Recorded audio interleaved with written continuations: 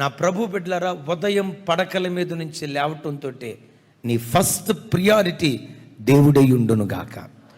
మంచం మీద నుంచి లేచి లేవక మునిపే జర్రున మంచం పక్కన జారి, లేదు అంత దూరాన్ని వెళ్ళి లేచిన మరుక్షణమే మొదటి అర్ధగంట దేవునికి put God first, you never be last. ప్రపంచ క్రైస్తవ్యానికి ఒక ఉద్యమకారుడు మార్టిన్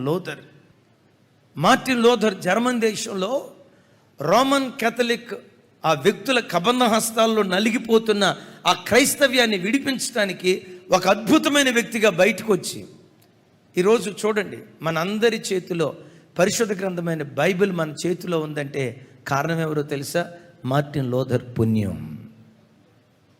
ఇలా సమాజంగా కూడుకొని ప్రతి వాళ్ళు ఒక్కొక్క ఇంట్లో 2 బైబిళ్ళు 3 బైబిళ్ళు, ఇంగ్లీష్ బైబిల్, తెలుగు బైబిల్, మళ్ళీ ట్రాన్స్లేషన్ బైబిల్, ఇట్లా ఇన్ని బైబిళ్ళు ఈరోజు క్రైస్తవులు కలిగి ఉండటానికి కారణం ఎవరంటే మార్టిన్ లోథర్.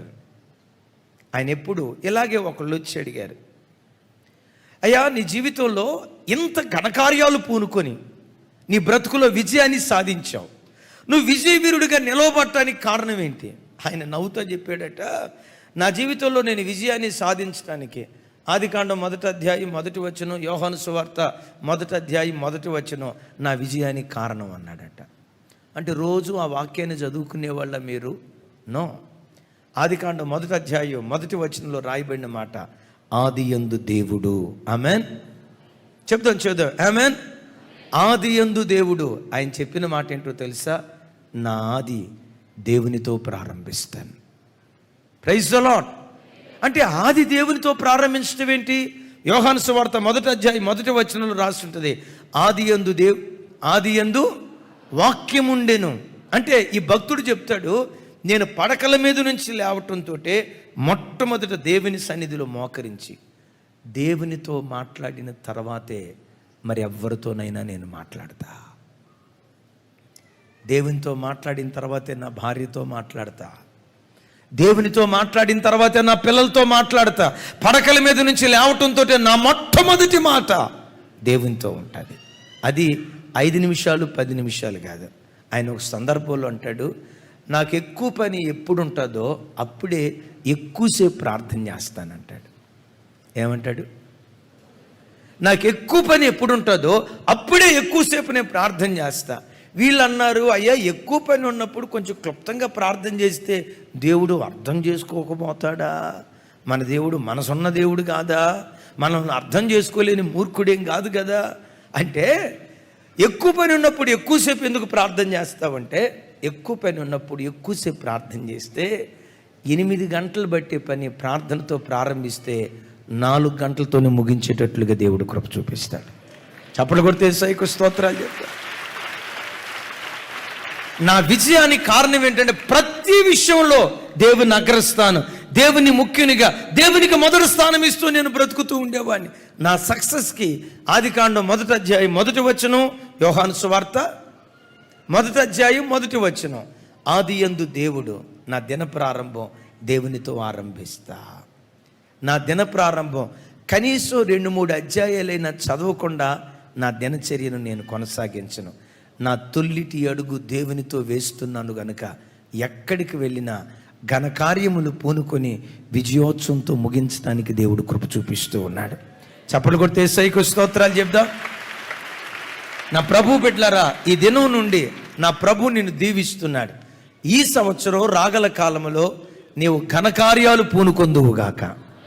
పూనుకొనిన ఘనకార్యాలలో విజయము నొందునట్లుగా దేవుడు నిన్ను ఆశీర్వదించునుగాక. ఆ ఘనకార్యాలు పూనుకొని విజయము నొందాలంటే మొట్టమొదట దేవుడే నీ బ్రతుకులో ఘనుడుగా ఉండాలి. కుటుంబం కాదు, భర్త కాదు, పిల్లలు కాదు, ఉద్యోగ వ్యాపారాలు కాదు, వాటంతటిలో దేవునికే నువ్వు అగ్రస్థానం ఇవ్వాలి. బైబిల్లో రాయబడిన ఓ దివ్యమైన మాట, అబ్రహాముకు ఏకైక కుమారుడు, ముద్దుల కుమారుడు, బహుగా ప్రేమించే కుమారుడు ఇస్సాకున్నాడు. దేవుడు ఒకరోజు అనుకున్నాడు, అబ్రహాము ఇస్సాకుని ఎక్కువ ప్రేమిస్తాడా? పెద్దగా చెప్పాలి. అబ్రహాము ఇస్సాకుని ఎక్కువ ప్రేమిస్తాడా? నన్ను ఎక్కువ ప్రేమిస్తాడా? వచ్చాడు. అబ్రహమా, నీ ఒక్కగానొక్క కుమారుడు, నీవు ప్రేమించు ఇస్సాకును మోరియా పర్వతం మీద బలిగా ఇవ్వు అన్నాడు. దేవుడు అక్కడ మాట్లాడే మాట, నీ కుమారుడు నాకు బలిగా ఇవ్వు అంటంతో అబ్రహాం మారు మాట మాట్లాడకుండా ఇస్మాయిల్ను బలిగా ఇచ్చి ఉండేవాడు. అందుకని దేవుడు అక్కడ అంటాడు, నీ ఒక్కగానొక్క కుమారుడు నీవు ప్రేమించు అంటే దేవుడు అక్కడ అంటున్నాడు, నాన్న నీకుంది ఒకడే కొడుకు, ఆ కొడుకు కూడా నువ్వు ప్రేమించేవాడు, జాగ్రత్త, నాకు ఇస్తే జాగ్రత్త అన్నట్లుగా చెప్తున్నాడు. నీ కొడుకును బలిగా ఇయ్య అంటున్నాడు. అబ్రహాం ఎలాంటివాడు తెలుసా? నా కొడుకును ప్రేమించా, కానీ నీకంటే ఎక్కువగా నేను ప్రేమించలేదయ్యా. నా కొడుకు అంటే నాకు ఇష్టమే, నో డౌట్, నా ముద్దుల కుమారుడు, అనుమానం లేదు. అయితే నా కుమారుని ప్రేమించాను వాస్తవమే, కానీ నీకంటే మరి ఎక్కువగా నేను దేన్ని ప్రేమించలేదు. నా బ్రతుకులో నీవే ఘనుడు అని తన కుమారుని మోరియా పర్వతం మీద బలి ఇవ్వటానికి వెళ్ళిపోయాడు. చప్పట్లు కొడితే యేసయ్యకు స్తోత్రాలు చేద్దాం. ప్రతి